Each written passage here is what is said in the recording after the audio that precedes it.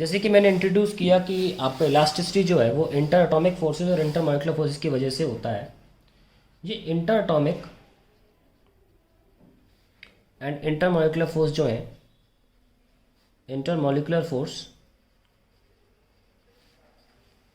ये भी किस वजह से है? These are due to these are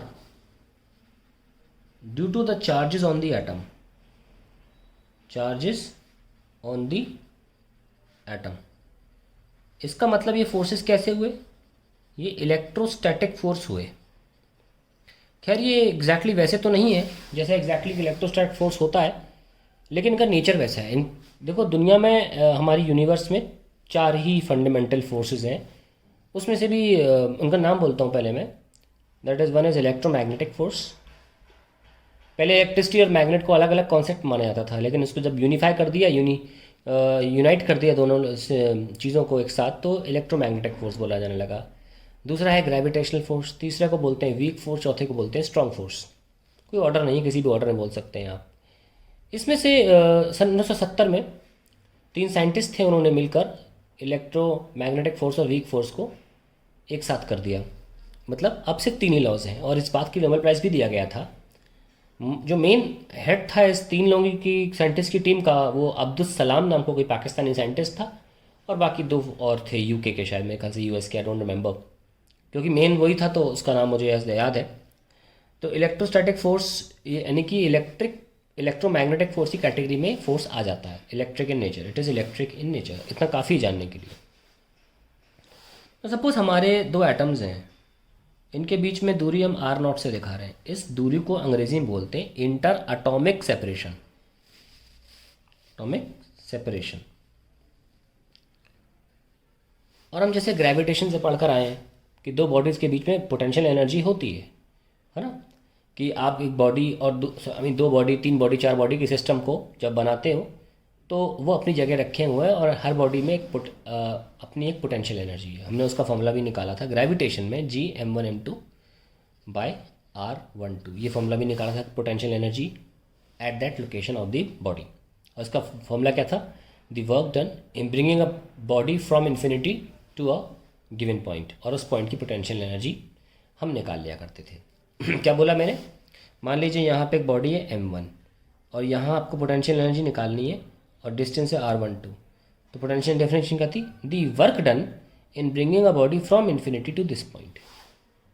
यही थी ना? कौन सी बॉडी थी वो? m2 मास की बॉडी थी, उसे बोल देते। तो जो आपने काम किया इन्फिनिटी से बॉडी को यहाँ लाने में, उस काम को पोटेंशियल एनर्जी बोला जाता है। इस तरीके से हर 2 पार्टिकल्स के बीच में पोटेंशियल एनर्जी होती है। जैसे इनके बीच में थी, वैसे इनके बीच में भी होगी। तो उसको बोलते हैं potential energy between the two atoms.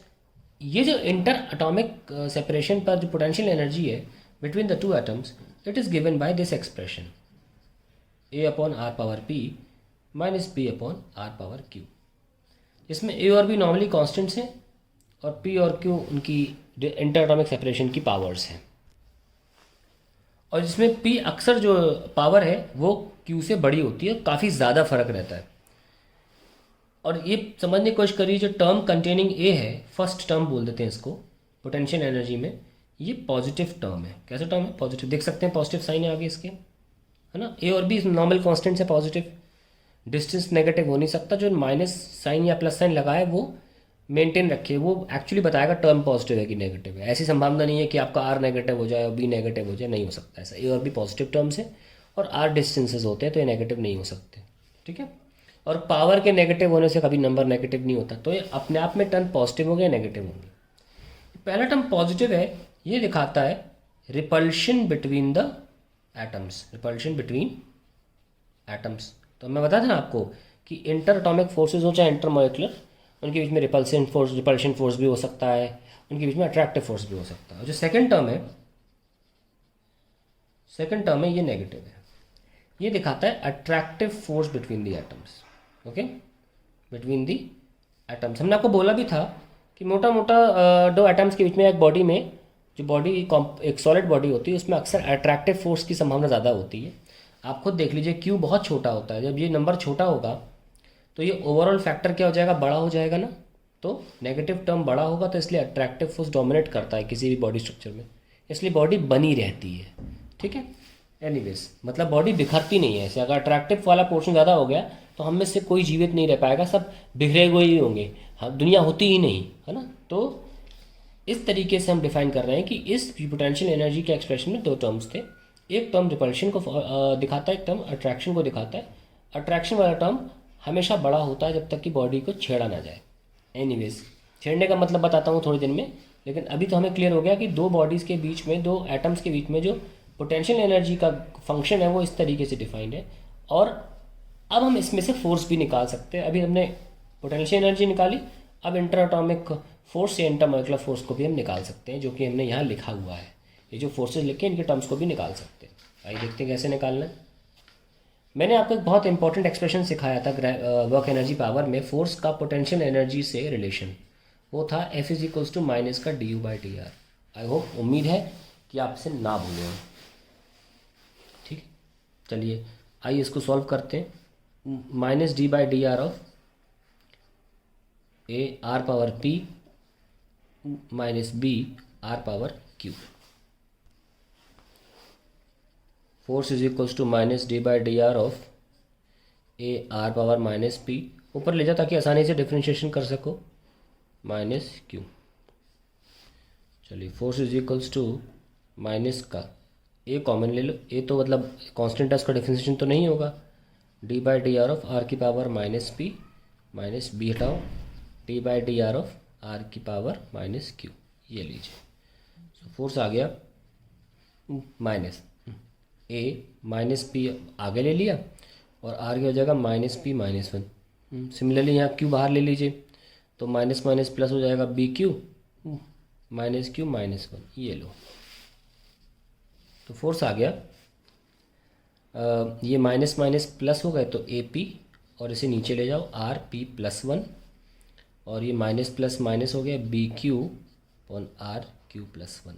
ये आपका एक्सप्रेशन है इंटर एटॉमिक फोर्सेस का। ठीक है, अब हम इसको ग्राफ में कन्वर्ट करेंगे कि कैसे इन एक्सप्रेशंस के, जैसे U का एक्सप्रेशन है और F का एक्सप्रेशन है, इनके ग्राफ कैसे बनते हैं। पक्का पकाया आपको ग्राफ दिखाता हूँ मैं, ऐसा नहीं है कि आपको मतलब इनको प्लॉट करके बनाना है। ग्राफ देखिए आप, क्योंकि ट्रेंड पता होना ज़रूरी है कि कैसे इंटर एटॉमिक फोर्सेस वेरी करते हैं डिस्टेंस बिटवीन द एटम्स या मॉलिक्यूल्स के साथ। और ऐसा नहीं है कि ग्राफ में कुछ तब्दीली आएगी, आप चाहे इंटर एटॉमिक बोल लीजिए चाहे इंटरमॉलिक्यूलर बोल लीजिए, ग्राफ दोनों के ऑलमोस्ट सेम बनते हैं। चलिए देखिए, तो अब देखते हैं हम कैसे ग्राफ बनाते हैं। पहले हम U वर्सेस R बना के दिखा रहे हैं आपको। ग्राफ एक ज़्यादा डिस्टेंस पर बिल्कुल नेग्लिजिबल हो जाती है पोटेंशियल एनर्जी। यहाँ देखिए पोटेंशियल एनर्जी क्या है, मैक्सिमम नेगेटिव है, ओके। और ये ऐसे वेरी करता है ग्राफ, ओके, टच नहीं करता, इस तरीके से बनाया जाता है। इसका मीनिंग समझेंगे हम। ये वो सेपरेशन है at R0, separation between atoms, separation between atoms, the attractive and repulsive forces are equal। ठीक है, इस वक्त इक्वल है, तो हेंस क्या बोल सकते हैं, एट दिस सेपरेशन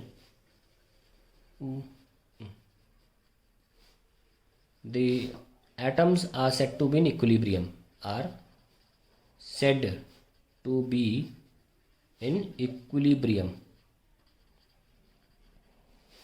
ठीक है, अभी ये वो पॉइंट है जहाँ पे U मिनिमम है, क्योंकि U एक स्केलर क्वांटिटी है तो इसका माइनस जो होता है वो सच कुछ में बहुत कम होता है। वेलोसिटी की तरह नहीं कि -40 जो है that can be higher also, नहीं, यहाँ माइनस का मतलब सच में बहुत छोटा नंबर है। यहाँ सबसे कम एनर्जी है, इसका मतलब ये मोस्ट स्टेबल है, और यहाँ पे इक्विलिब्रियम है। अब बात आती है फोर्स मार्क करने की। हम यहीं पे फोर्स मार्क भी कर देते हैं इसी ग्राफ में। जैसे कि हमने फोर्स का फॉर्मूला क्या लिख के दिखाया था, माइनस का du/dr। यहाँ लगेगा मैक्सिमम मिनिमम कॉन्सेप्ट पहले ही बता चुके हैं। कैसे कोई ग्राफ बनाते हो आप, हमेशा उसकी चोटी जो होती है उस पर टेंजेंट बनाओगे तो आंसर, तो टेंजेंट का स्लोप जो है वो हमेशा 0 ही आएगा। और हम जानते हैं कि slope of curve, slope of the tangent to a curve is unknown, nothing but differentiation of the curve at that point. यानी कि जिस भी कर्व का डिफरेंशिएशन जीरो आ जाए मतलब वो हाईएस्ट पॉइंट है, उस जब वो जगह हाईएस्ट पॉइंट है। और लोएस्ट में भी चलता है ये, यानी कि अगर आपका यू मिनिमम है तो आपका फोर्स में क्या होना चाहिए, ज़ीरो। तो ये जो आर नॉट पॉइंट है ये फोर्स का जीरो पॉइंट होना चाहिए, यानी कि इक्विलिब्रियम में क्या हुआ, नेट फोर्स जीरो है ना। कि तभी तो कह रहा था अट्रैक्टिव और रिपल्सिव दोनों फोर्स क्या है, बराबर है। तो ग्राफ बनता थोड़ा शेप वैसे ही है, पर यहाँ के बाद ग्राफ यहाँ पे आके फोर्स जीरो हो जाता है, attractive net force, not total force, I mean not single force, net force. बोला ना अट्रैक्टिव और रिपल्सिव दोनों बराबर। आइए ग्राफ बनाते हैं। ये ग्राफ थोड़ा सा इसकी तरफ जाने लगता है, ऐसे ऐसे बनता है ग्राफ, लाइक दिस। टच दोनों नहीं करते, इस तरीके से बनता है।